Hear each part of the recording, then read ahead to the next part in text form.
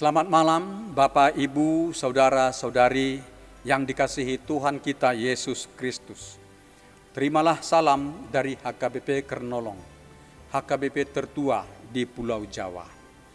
Sebelum memasuki peraduan malam, sejenak kita mendengarkan firman Tuhan. Marilah kita mempersiapkan diri, kita berdoa. Kami bersyukur kepadamu Allah Bapa. Engkau telah mengasihi, memelihara dan memberkati kami dalam bekerja dan berbagai aktivitas hidup kami sepanjang hari ini. Saat ini sebelum beristirahat, kami mau merenungkan firman-Mu. Kami mohon kuasa Roh Kudus memampukan kami mengerti akan firman-Mu dan mempedomaninya dalam hidup kami. Dalam nama Yesus kami berdoa. Amin. Renungan malam bagi kita sesuai dengan nas bacaan malam dalam Almanak HKBP tertulis dalam Injil Markus pasal 12 ayat 1 hingga ayat yang ke-12. Sebagai ayat pembimbing renungan yaitu ayat 9. Beginilah firman Tuhan. Sekarang apa yang akan dilakukan oleh tuan kebun anggur itu? Ia akan datang dan membinasakan penggarap-penggarap itu, lalu mempercayakan kebun anggur itu kepada orang lain. Tema renungan kita adalah hukuman kepada para penggarap yang jahat. Sahabat renungan malam Salum membaca Injil Markus pasal 12 ayat 1 hingga ayat 12 ini. Kita dapat memahami kekecewaan dan kemarahan pemilik kebun anggur terhadap penggarap-penggarap kebun anggur yang dipercayakannya. Dan perumpamaan ini menggambarkan kekecewaan dan kemarahan Tuhan Allah terhadap pelayan-pelayan rohani yang ada dalam umat Tuhan. Pengajaran dalam bentuk perumpamaan ini disampaikan Tuhan Yesus bukan secara khusus kepada murid-muridnya saja, tetapi kepada kerumunan orang banyak di halaman Bait Allah di masa persiapan perayaan Paskah. Ketika itu, baru saja Yesus menghardik dan mengusir semua pedagang sapi, pedagang domba, pedagang merpati, penukar uang dari Bait Allah. Yesus berkata, ada tertulis, rumahku akan disebut rumah doa, tetapi kamu telah menjadikannya sebagai sarang penyamun. Yesus menyebut perilaku para pedagang domba-domba itu dan para penukar uang itu seperti perilaku penyamun, karena mereka merugikan jemaat yang membeli hewan kurban dengan harga yang sangat mahal, harga yang tidak pantas. Tetapi kalau dibeli dari pasar di luar Bait Allah, hewan kurban itu tidak diterima oleh para imam untuk dipersembahkan. Para pedagang dan penukar uang itu diperbolehkan berdagang dan menentukan harga mahal karena mereka memberi bayaran yang mahal kepada para pejabat Bait Allah. Para pedagang dan penukar uang itu dan pejabat Bait Allah itu kerjasama dan memperoleh keuntungan yang besar. Tetapi jemaat yang datang mau beribadah dan menyampaikan kurban bagi Allah sangat dirugikan. Perilaku ini persis dengan perilaku para penyamun. Setelah Yesus mengusir para pedagang dan penukar uang itu, sejumlah imam-imam kepala dan ahli-ahli Taurat dan tua-tua Yahudi datang mendesak Yesus, dan dalam kemarahan mereka berkata, dengan kuasa manakah engkau melakukan hal-hal itu? Dan siapakah yang memberi kuasa kepadamu sehingga engkau melakukan hal-hal itu? Di sini para imam dan orang-orang Farisi dan tua-tua Yahudi itu berupaya mempengaruhi orang ramai untuk membenci Yesus. Dan sikap serta pertanyaan mereka itu menggambarkan jahatnya hati mereka menolak Yesus. Mereka tidak mempercayai Yesus adalah Mesias yang datang dari Allah. Dan mereka berupaya mempengaruhi orang-orang untuk menolak Yesus. Sahabat renungan malam Salom, maka Yesus menyuarakan perumpamaan tentang penggarap-penggarap kebun anggur yang jahat dan yang curang. Seorang pemilik kebun anggur menyewakan kebun anggurnya kepada penggarap-penggarap atau penyewa-penyewa.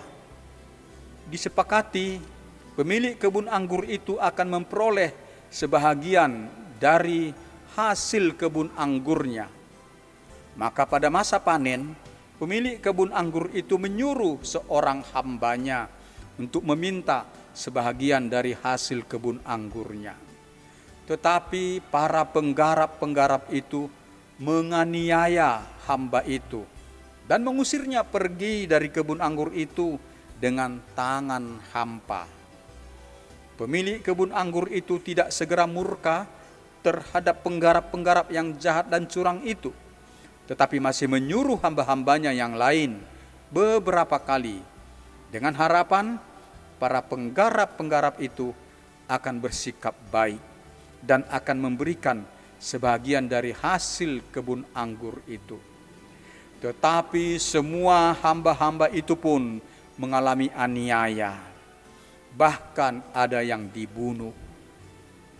Akhirnya tuan pemilik kebun anggur itu mengutus anaknya yang satu-satunya. Dan tuan itu berpikir bahwa penggarap-penggarap itu akan segan terhadap anaknya itu dan akan memberikan hasil kebun anggur itu bahagian untuk pemilik kebun anggur itu. Tetapi ternyata penggarap-penggarap itu justru membunuh anak pemilik kebun anggur itu.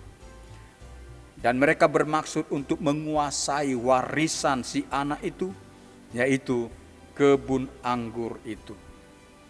Kemudian bangkitlah murka tuan pemilik kebun anggur itu yang menghukum dan membinasakan semua penggarap-penggarap itu dan menyerahkan kebun anggur itu untuk diusahakan oleh penggarap-penggarap yang lain. Siapakah yang dimaksud sebagai pemilik kebun anggur, sebagai kebun anggur, dan sebagai penggarap-penggarap dalam perumpamaan ini?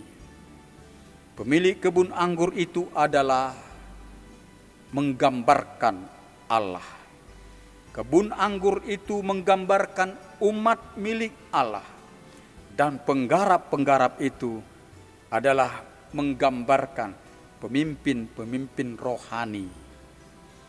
Allah mengharapkan para pemimpin rohani itu melayani umat dengan benar untuk meneguhkan iman umat kepada Allah dan membina umat mematuhi perintah-perintah Allah. Tetapi para pemimpin-pemimpin rohani dalam umat Allah di perjanjian lama justru menyesatkan umat Allah menjadi penyembah-penyembah berhala dan membiarkan umat Allah berperilaku jahat.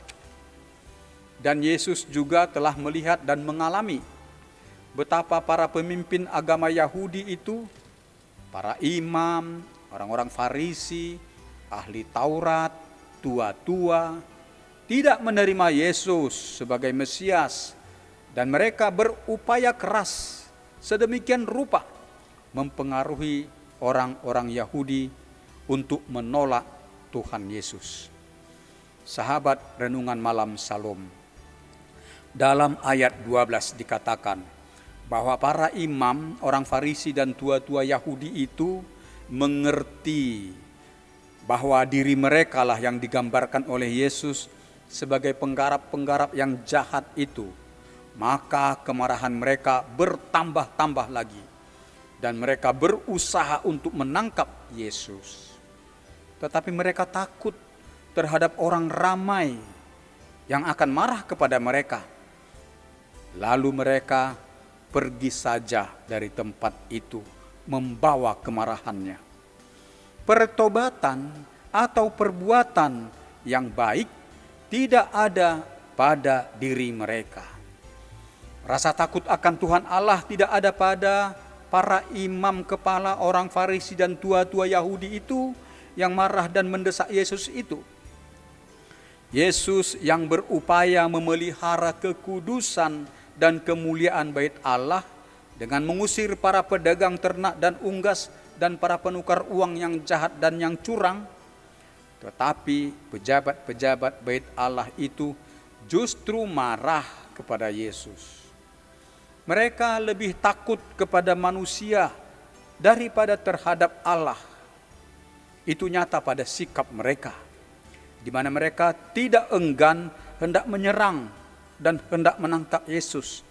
Tetapi niat jahat itu mereka urungkan karena mereka takut akan diserang orang ramai yang berada di sekitar Yesus, yang tadinya mendengar pengajaran Yesus. Nas ini mengajarkan kepada kita bahwa kita sebagai gambaran kebun anggur milik Allah haruslah berbuah manis, kesukaan bagi Allah. Buah anggur yang manis dari kehidupan kita adalah kita beriman yang teguh kepada Allah Bapa, Anak, dan Roh Kudus. Kita mengasihi Allah dengan segenap hati, jiwa, kekuatan kita, dan kita senantiasa menaati perintah-perintah Allah. Kita mengasihi sesama seperti kita mengasihi diri kita. Janganlah kita mengeraskan hati menentang pengajaran firman Tuhan. Janganlah kita mengeraskan hati melakukan hal-hal yang jahat, buah-buah dosa yang mendatangkan kebinasaan bagi kita. Demikianlah renungan bagi kita malam hari ini. Marilah kita berdoa. Kami berterima kasih kembali kepadamu Allah Bapa. Kami sudah mendengar firman-Mu. Kami mohon kuasa Roh Kudus yang memampukan kami untuk menghayati dan melakukan firman-Mu, agar kami berbuah yang manis dan baik, kesukaan bagi Allah, yaitu iman yang teguh dan mematuhi perintah-Mu, dan mengasihi sesama seperti kami mengasihi diri kami. Allah Bapa yang Maha Pengasih, berkatilah jemaat-Mu, mereka yang sakit, yang dirawat di rumah sakit, dan yang juga dirawat di rumah, agar mereka sembuh dari sakit mereka. Berkati dan lindungi juga semua pelayan kesehatan yang di rumah sakit dan di klinik-klinik, agar mereka sehat dalam menjalankan pelayanan kesehatan. Hiburkanlah orang-orang yang berduka, menangkan mereka. Engkau melepaskan mereka dari kesesakan, anugerahkan sukacita bagi mereka.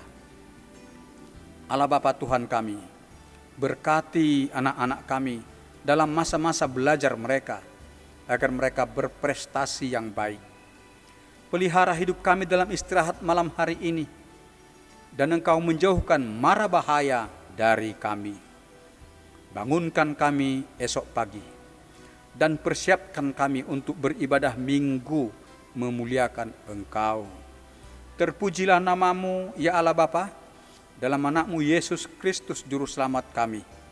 Amin. Anugerah Tuhan kita Yesus Kristus, kasih setia Allah Bapa, dan persekutuan dengan Roh Kudus yang memelihara hidup kita sampai selama-lamanya.